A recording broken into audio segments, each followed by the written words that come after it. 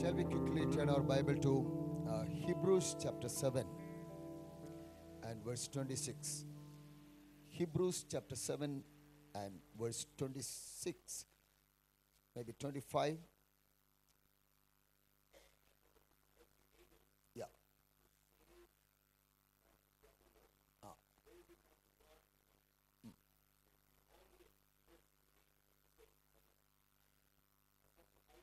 Yeah.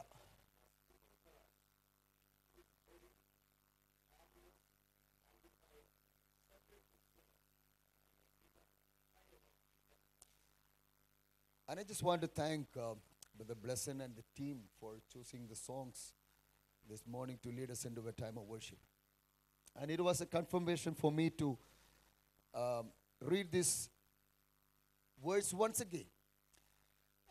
I just want you to look to the 25th verse once again. Therefore, God, Jesus Christ is able, and He is able for what? To save us, and at the same time, and He is able to take us to the end, and He will be the God of us from now and forever. Turn your Bible once again to Hebrews chapter 8 and verse 1. And we have this great high priest who has taken his seat at the right hand of God in the majesty that in heaven. This morning, we began our worship with singing, "The Lord, I need you. Lord, I need you. Every hour, I need you." Is that your prayer this morning, even as you are being seated in the presence of God? Let me take your attention to the very fundamental truth of the Bible today, and we would be able to know that, and at the end, we would be singing the same song we were singing a few minutes ago. No, it was not necessary for Jesus to leave all the glory above, who was God Himself, and come down to this very earth. Jesus was God. Jesus was God. And it was not necessary for Him to come down to this world. But we know that in John 3:16, for God so loved the world that He gave His Son Jesus Christ. Whosoever believes in Him shall not perish, but they may have the eternal life. Now this morning, if you ask a question, why did Jesus Christ come into this world? The answer is, it is for sharing, and it is for everyone who have come here today. Because He loved us so much. And He gave His life. And we were singing, He lived, and He died, and He rose again from the dead. Okay? And what is He doing right now? What is He doing right now? That's what we read just now in chapter 8, Hebrews chapter 8 and verse 1. Now the main point is that it's been said that we have a high priest who has taken his seat at the right hand of the throne of the majesty in heaven. In other words, Jesus was taken up to heaven and He's seated at the right hand of God. And every time I tell you, what is the duty of Jesus Christ right now? Hello? We know about a Jesus who came to this world around 2016 years ago. We know a Jesus who died 2016 years ago in Jerusalem. And we know a Jesus who rose again from the dead on the third day after His death. And after 40 days, just in front of the disciples, we have seen Him going up. And where did He go? And He has gone to heaven. Why did He go? The answer is very clear here. He's the only mediator between man and God. Somebody please turn your Bible to 1 Timothy chapter 2 and verse 5. 1 Timothy chapter 2 and verse 5. Quickly, somebody read and help me. 1 Timothy chapter 2 and verse 5. Yeah.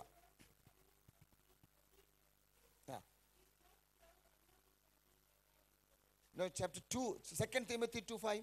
Sorry. There is one God, one mediator between God and man, the man Christ Jesus.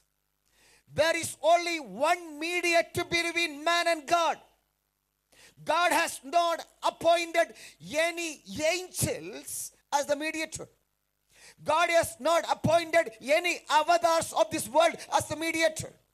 God has not appointed any of the human being as the mediator between man and God. And there is only one mediator between man and God. That is the Lord Jesus Christ, whom we worship every day, who died for us on the cross around 2016 years ago. Hello? Where is he right now? That's why I made it to read chapter 8 and verse 1. He's taken up to heaven. The disciples saw him going up, and he has gone to heaven, seated at the right hand of God. Even today, he is mediating for you and me. Hello.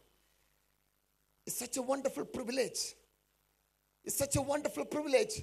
Why he is able to mediate for you and me. And that's what we read in chapter 7. Let's go back to chapter 7, Hebrews chapter 7 and verse 25. Therefore, Jesus is able to save. Underline that word save. Jesus is able to save forever those who draw near to God through him. And since he always live and make intercession for you and me.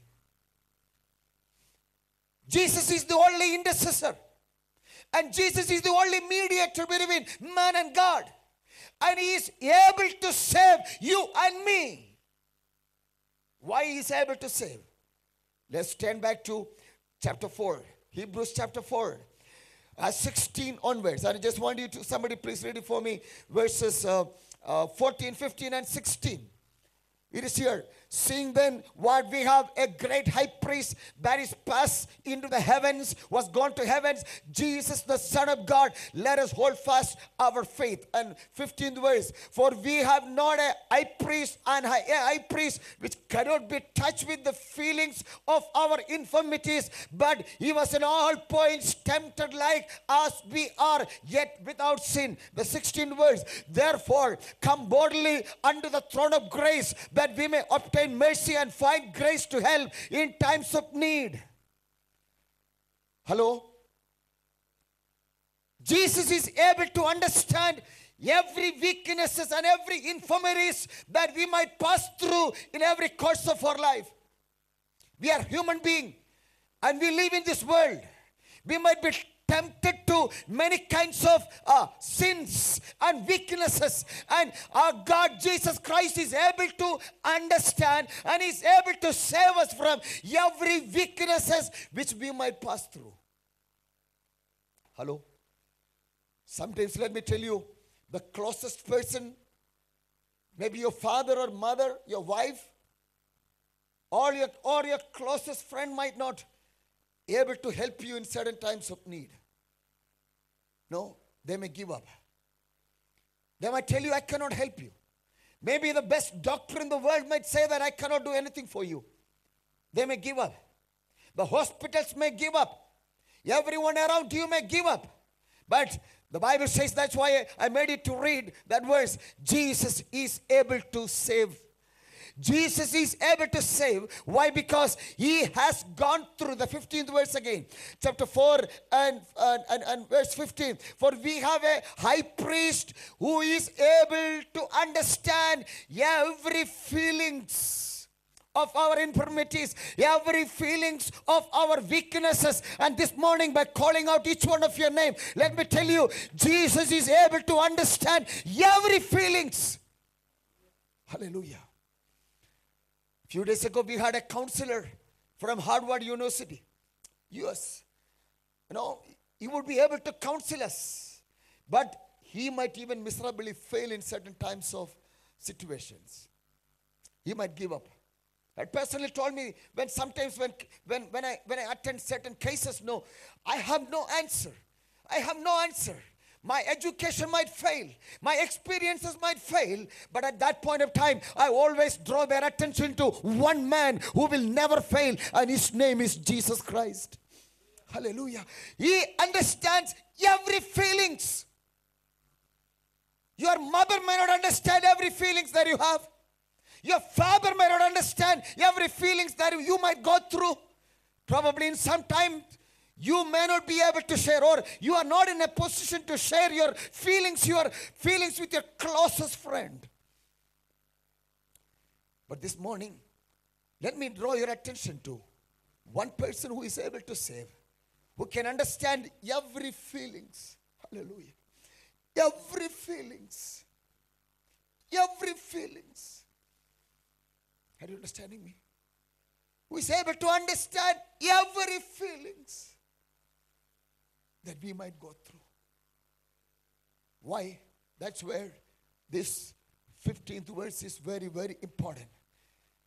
Because we have not an high priest which cannot be touched with the feelings of our infirmities, but was in all points, listen, in every manner, in all points, tempted like you and me as we are, yet without sin. He's been tempted in every manner. Hello?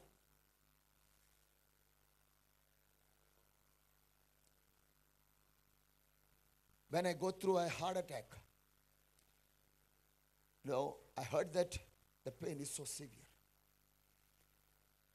But my languages and words are limited enough to explain the pain that I might be going through when I go through a heart attack.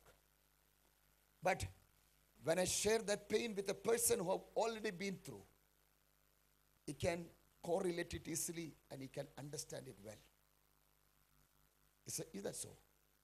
Or else no, our words are very much limited enough to explain the pain that you go through.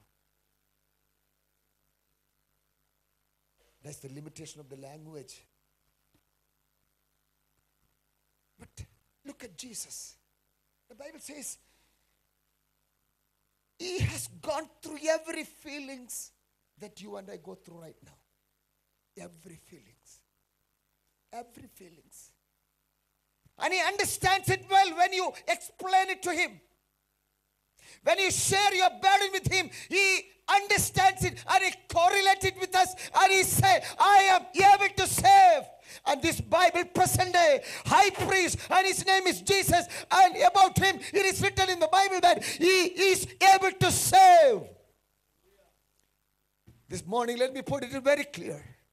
Whatever might be the infirmities, whatever might be the weaknesses, whatever might be the pain that you're going through right now, try Jesus. He is able to save. He is able to save. And that's why we were singing, he lived and he died. He rose again from the dead. And he has gone up to heaven, seated at the right hand of God. And when I pray, when I sit and worship the Lord, when I stand and worship the Lord, when I clap and worship the Lord, when I travel, when I talk to him, he intercedes for you and me, recommending your petition, your concern to the Heavenly Father. I believe that it is going to be like this.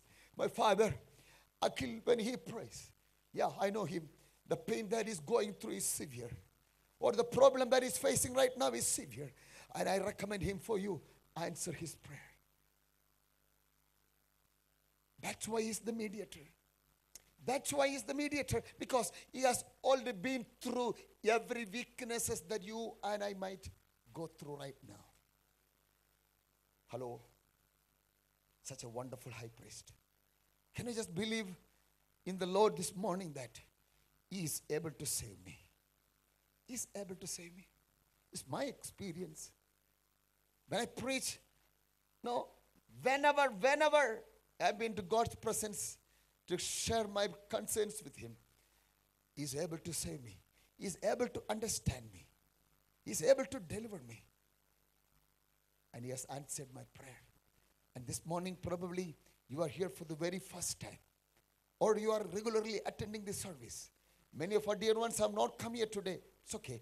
But I believe that God has brought you here to make you understand that we have a greater high priest who is able to sympathize with all our weaknesses. All our weaknesses. And in Hebrews, in one other part, he says, Jesus has gone through every trials. Even he had gone through certain sicknesses in his body. So when I explain about the sicknesses, and he understands the sicknesses that I've been through. He's such a great high priest. And secondly, why? He's our mediator. And I want you to turn your Bible to Luke chapter 22. Luke chapter 22. Turn your Bible to Gospel according to Luke and chapter 22. And I want you to read from 31 onwards. Chapter 22 and 31 onwards. See, the Lord said, Simon, Simon. Yeah. See, listen. Satan now is asking Jesus a permission. Listen. Now Jesus is talking to Peter. Simon Peter. In 31st verse, Simon, Simon, behold, Satan has demanded permission to sift you like a wheat. Hello? Satan has demanded permission to sift you like a wheat. But what did Jesus do? The next verse, 32nd verse. But I prayed for you that your faith may not fail. Hello? This is one of the responsibility of the mediator, our Lord Jesus Christ. He is able to save us. And many times, when Satan demands by calling out your name and my name and us to shift like a wheat, and our Lord Jesus Christ doesn't give permission. Instead, he is praying to the Father and telling him, do not give my daughter and my son to Satan. And that's why you are here today. It's not because of our ability. It's not because of our strength. It's not because of your qualification. And many times when Satan demanded to shift you like a wheat, our Lord Jesus Christ interceded for us, and our Father in heaven did not give permission. Does that bring joy in our heart this morning? No? Many times, when we were sleeping well, we were very much casual in our work. Many times when we were traveling, Satan wanted to kill us. Satan wanted to shift you like a wheat.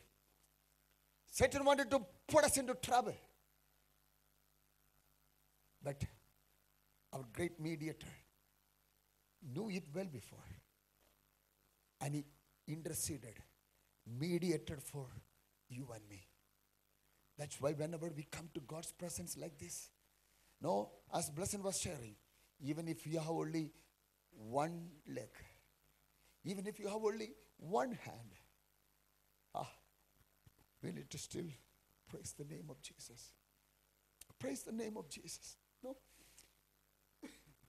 It was so heart-touching when I went to this Kokatpalli leprosy or lepers rehabilitation center. Do you know, how many of you know that there is a rehabilitation center in Kokatpalli? Sometimes you need to take time to visit there. As a church, we went there a couple of years ago. It was so heart-touching to see all of them. Many of them have no fingers. Many of them have only this thumb finger. And when we began to praise the Lord with playing instruments, guitar and all, they began to worship the Lord. The tamarind, and with the one thumb, this thumb finger, and they put it into the hole of the tamarind, and they're still praising the Lord by making some noise with the only finger they have. This morning, we have some reason to praise the Lord. Because God has given all 10 fingers. And we have all reason to worship the Lord because God has kept us alive in this world. And many times, like Peter, Satan demanded our lives. But Heavenly Father interceded for you and me. And He did not give us. That is the reason how much we need to thank the Lord. And once again tell you, it's not because of our merit. It's not because of our strength. It's not because of our ability. Our God is able to save us. He's a great high priest who has gone through all these weaknesses. So whenever we come to Him to worship the Lord, and whenever we come to His presence to pray, He can understand us much more than your father or mother might know about you. Much more than your pastor. Much more than your closest friend in this world. Jesus understands you well. Would you please stand with me?